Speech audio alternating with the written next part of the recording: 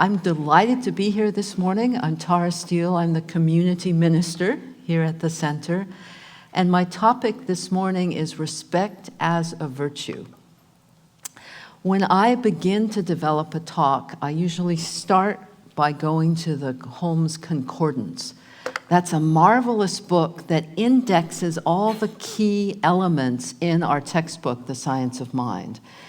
And so I was rather astonished when I went to look up respect, my topic for the morning, and there was not one indexed reference to respect in the entire book. So I'm going to begin my talk talking about respecter, which had 6 or 7 different references in the back of the concordance. Some of you have probably heard or read the phrase, "The law is no respecter of persons." That textbook phrase really had me talking to myself when I first read it. What the heck is Ernest Holmes talking about? That was especially the case because in my life before ministry, I was a paralegal. It's like, the law is no respecter of persons? So finally, as I worked my way through the book, at the back on page 500, there was a paragraph that had more explanation and content to it. And here is what Holmes has to say. "The law is no respecter of persons and will bring good or evil to their use or misuse of it." I'll stop here for a moment just in case some of you have a legal background and are wondering what Holmes means by law. The law in our teaching is the process by which a thought comes into form. When we think a thought with our creative energy, it's the law that says, yes, that's going to happen. And so that's what Holmes means by the law, that process. We cannot escape from the creative power of our thought, and there is no use trying to do so. All we need to do is use the law from the right motive. Then we shall be made free.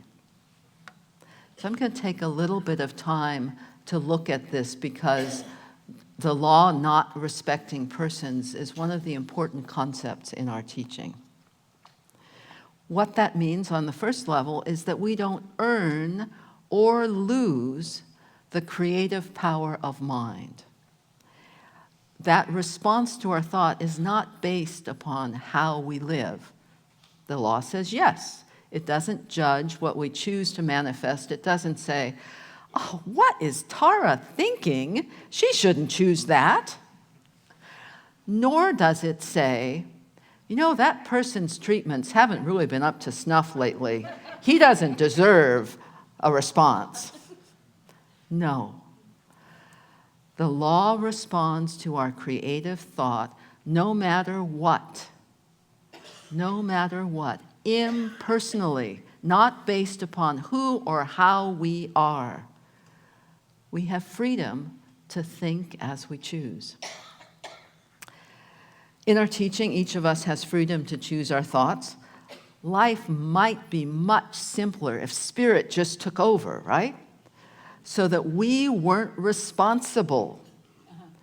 Good would be guaranteed. Everything would just march along perfectly, and here we'd be little God robots, always doing good, always thinking right. And then at some point in this process, it would get incredibly boring and limited. Because a piece of what Spirit invites us into is this infinite possibility of freedom and choice. And how we think about that, how we respond to that, affects and informs our experience of our life. There's amazing possibility in our life. So we are free to choose well or not so well in each and every moment. That's how it works, which means if our first choice is maybe not quite so great, we can recenter and think again. We're not stuck in a thought that came from years ago in what almost feels like another lifetime in our life. I'm told that sometimes for people new to this teaching, the fact that we're responsible for our life is a little bit burdensome. I don't want to be in charge of my life. You mean what I'm experiencing, how my life looks, is at least in part up to me? When I first heard that, I actually rejoiced. It's like, finally, there's not some transcendent something out there that tells me this is good and this is bad, and you are good or you are bad. Rather, I get to choose who and how I show up in the world. So, the law is no respecter of persons. That's a key piece. In other words, however we are, whatever we choose, the law says yes. We can't escape the creative power of thought. If we're not conscious of what we're thinking, that doesn't mean that the law doesn't work. It just means that we don't know what's going on inside, so maybe we're surprised by some of what's showing up. But the law still operates. So if the law is no respecter of persons, maybe respect doesn't matter. Maybe that's not something we need to worry about. Maybe that's why it's not in the textbook. In fact, for me, I think that we as spirit in human form are in fact given the invitation to respect each other in our human expression of the divine. And in fact, that respect is really important. The law operates impersonally. We get to savor and appreciate the diversity of who we are. Google defines respect as a feeling of deep admiration for someone or something elicited by their abilities, qualities, or achievements. As I read that, it feels a little bit superficial, like all this external stuff is what determines whether or not I respect someone. Do you have any idea how quickly we get a first impression? How quickly we decide what somebody is like? 30 seconds? 10? 4? Like that. 1/10 of a second. And we've had a first impression of someone, good or not so good, based upon body language, based upon appearance, based upon all kinds of random filters that we've applied. We decide what we think we know about someone in 1/10 of a second. That's where the second underlying etymology, derivation of respect, becomes really important. Respect comes from respicio, which means to look again. To look again. After that first impression with all the filters that get in our way, look again. Start to really see that other person. Really see what matters to them, what qualities they shine forth, how their unique gifts show up as them. That's the invitation of respect. And it's not always so easy. I need to share a story on myself, tell a story. Earlier this month, I was in Chapala for the amazing Latin American Spiritual Science of Mind Convention. And it's fascinating. They study the same books, they do the same spiritual practices, and yet they inform their practice with the unique qualities of who they are. And so because of that, I get to see and learn more about my knowledge and my practice because I'm seeing through someone else's experience and culture. That was incredibly inspirational and a good reminder. In contrast to, here in Santa Rosa, When the Anthony Ray Hinton program came to my attention, I went, oh, yeah, I know about all that stuff. Same-o, I don't need to buy a ticket to that. And then, traveling back from Chapala, I remembered, even though the content is the same, what's delivered by the experiences and life choices and being of a person affects what I understand about that content. So even though I know the punchline of Anthony Ray Hinton's story, I bought a ticket because I want to hear how he talks about hope and faith and service to others. It's the same lines, but each of us brings something different to it.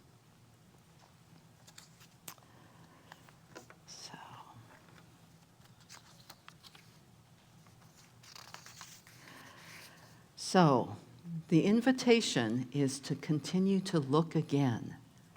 How do we do that? A while back, several years ago, in fact, one of our books of the month was by Sharif Abdullah called Creating a World That Works for All. In it, Sharif Abdullah talks about the Tibetan book of living and dying and says that the way in which Buddhist practitioners accompany a dying person through the stages of death is a powerful metaphor for how we can be present to people in our everyday lives. And so I'm going to share a few of his strategies with you.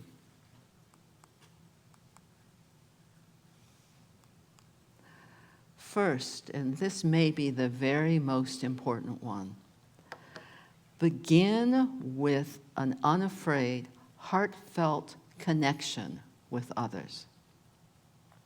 In other words, begin by seeing the divine within a person. Don't start from all the outer expression. Connect from your heart center, from your divine essence, to that other person.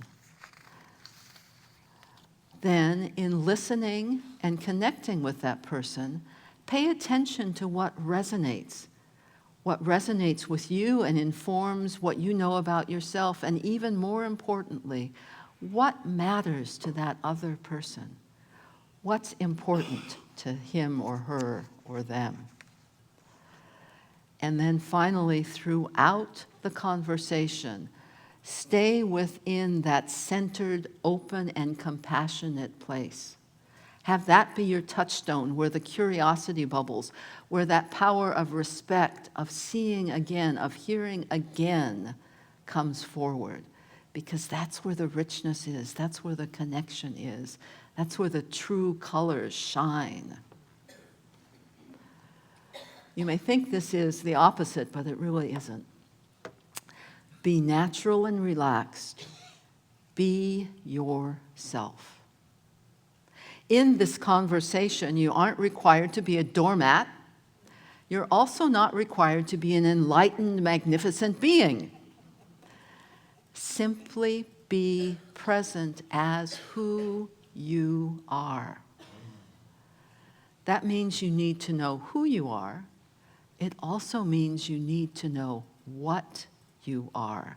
And those are two different things, the both and of our experience.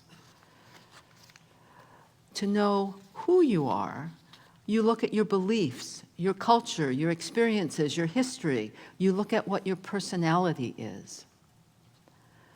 To know what you are, you know that you are a spiritual being having a human experience. Connecting with who you are, practice inquiry.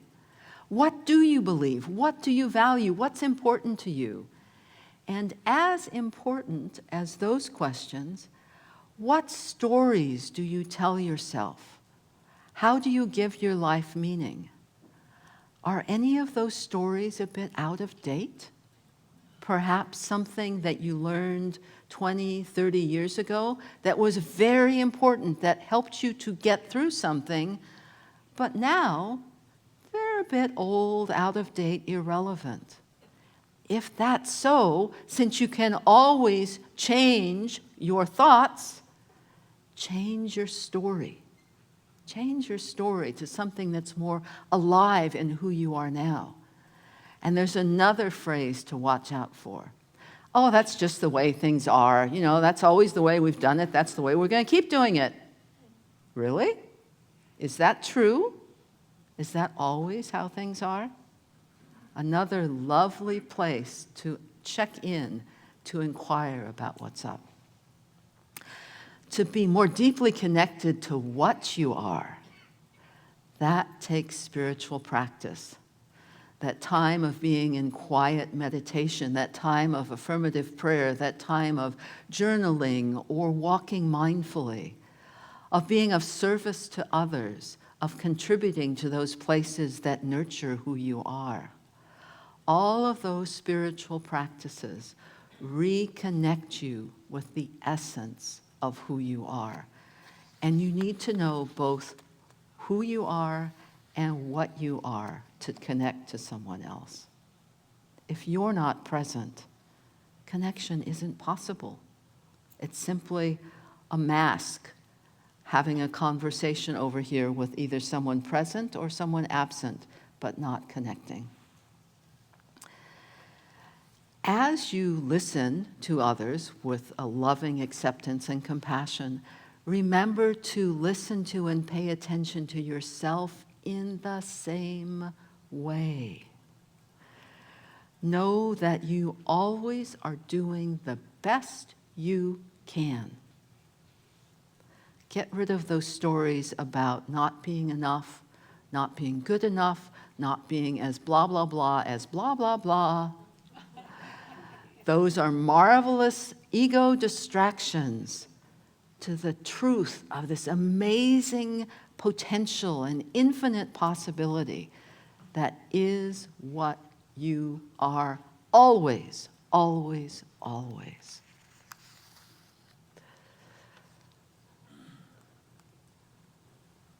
Learn to listen and receive in silence. The invitation is to be genuinely curious about other people. Don't set up the conversation as, I already know what they're going to say, so I'm going to prove to them that this is what's actually true. Again, that doesn't allow for the unfolding, the connection between two sacred beings. Can you listen to someone who has a different opinion from your own? Can you stay present without fixing, arguing, adjusting, or perhaps even just simply agreeing so that you avoid conflict? Can you ask open questions that invite the other person to explore their own beliefs more deeply? Here are some sort of funny examples of how not to do that. How can you believe that? Who told you that? I can't believe that you're saying that. You're my friend. That just doesn't work for me. I know I've said things like that, and I suspect that I may not be the only one in the room. There are some ways to essentially explore the same area without having those barriers up. For example, can you tell me more about your belief and how it affects you? Teachers and mentors are important. Who are some of yours? I'm glad you're my friend, even if we don't always agree. I never thought of that. Tell me more about your experience. In the first set of questions, it's all about the listener and the listener's perspective and what matters to the listener. In the second set of questions, it's about the speaker and what's important to them. Hang out in that place where what the speaker has to say matters to you.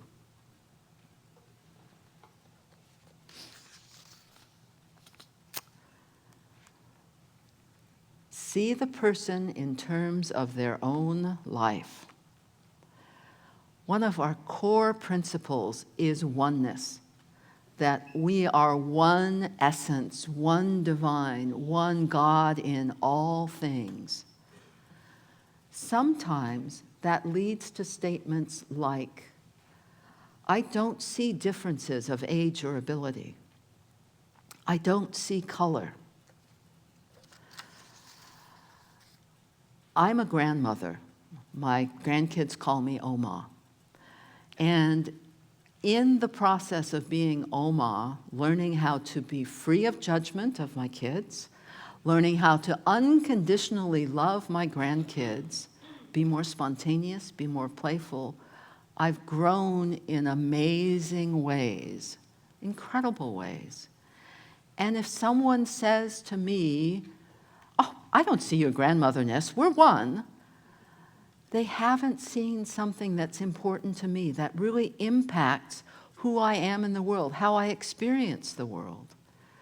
So instead of saying that, if they were to say, I'd love to know more about what it's like to be an Oma, to be a grandma, I would blossom because someone was seeing something that mattered in my life.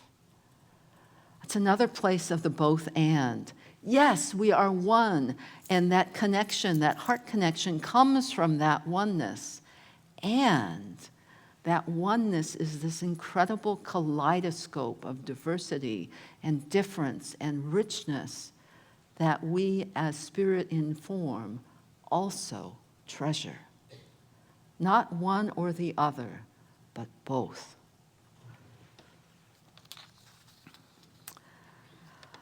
See with clear eyes, not judgment, assumptions, expectations. There's a beautiful short German story that needs almost no explanation at all. A man whose axe was missing suspected his neighbor's son. The boy walked like a thief, looked like a thief, and spoke like a thief. But the man found his axe while he was digging in the valley. And the next time he saw his neighbor's son, the boy walked, looked, and spoke like any other child. What changed? Thinking. As religious scientists, we are invited into the both and, to see with divine eyes, and to celebrate and cherish our amazing individual human gifts. Here's a quote from Marcel Proust that may be familiar. The real voyage of discovery consists not in seeking new landscapes, but in having new eyes. A blogger heard this quote in watching a TED Talk, and it wasn't quite the way he remembered what Marcel Proust had said, so he started Googling. In the process of Googling, he came across the original language from the French, translated into the English. Here's the full quote.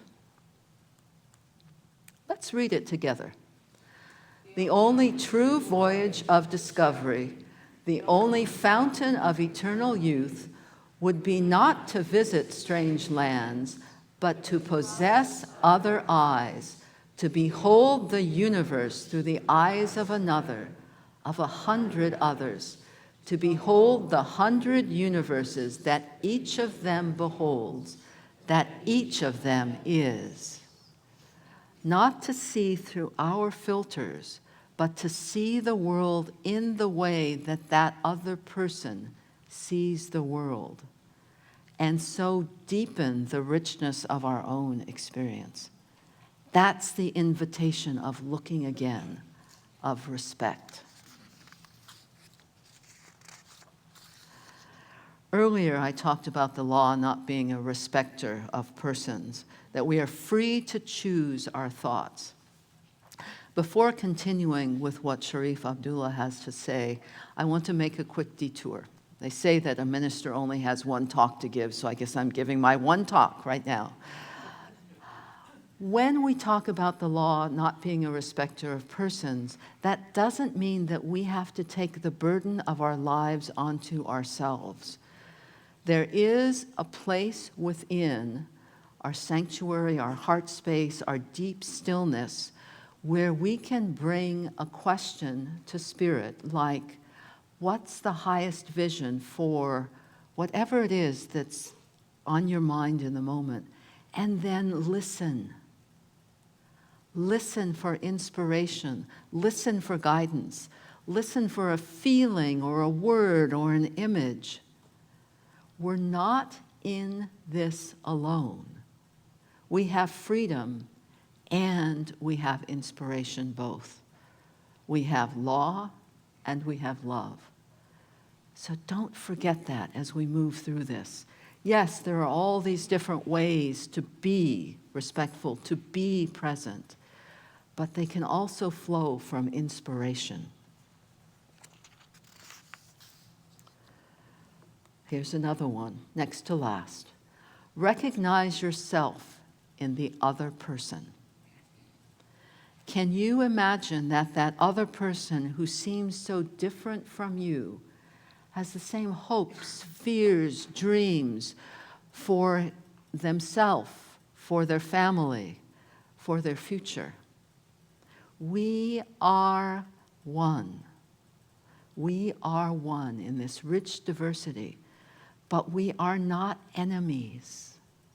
We are different expressions of the same divinity, showing up in many, many different ways. And underneath all of it is that divine presence, that divine love.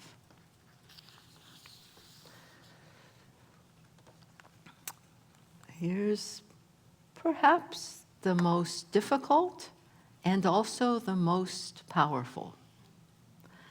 The other's fear may bring up your own most uncomfortable fears. Welcome to Spirit in human form. Take a breath. Notice what button was just pushed in a conversation. Take another breath. Then either in that moment or a bit later, be curious about what that button was. Why were you so activated by that particular comment or observation? Learn something more about yourself. Parents have a wonderful practice with children. They send them off to time out so they can recover themselves. Sometimes as adults, we need that too. So if you are in one of those moments, it's okay to pause, to say something like, what you have to say matters to me. I really appreciate what you're saying, and I'm full up. Can we come back to this conversation at another time? Because that way, rather than try and take it in or just shut down because you're on overload, you respect yourself and you respect the other person. Both are important. Finally, remember, human life is a grand experiment. It is truly an experiment. We aren't always wise. We always do the best we can do. Appreciate yourself. Be gentle with yourself. Love yourself. Even though the law is impersonal, Spirit delights in its expression as each and every one of you delights and loves you just as you are. Let's move into prayer.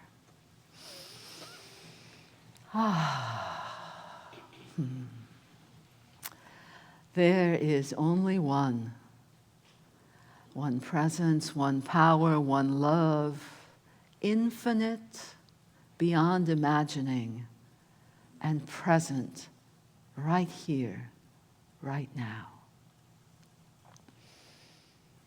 That one is a rich kaleidoscope of forms, colors, shapes, expressions, all of them divinity in form, all of them expressing in unique, individualized ways their gifts, their qualities, their wondrousness. I know for each person in this room and beyond, that divine spark burns brightly, uniquely, powerfully. It is a source of inspiration, a source of comfort, a source of joy, of laughter, of grace. In, through, and as each one of us in each and every moment, I know that as we go forth into our neighborhoods, into our world, we carry that divinity with us, for it is who and what we are. Spirit in form. So in deep gratitude for this reminder of how it works, in celebration, I release this word into law, knowing it says yes. And together we say, and so it is.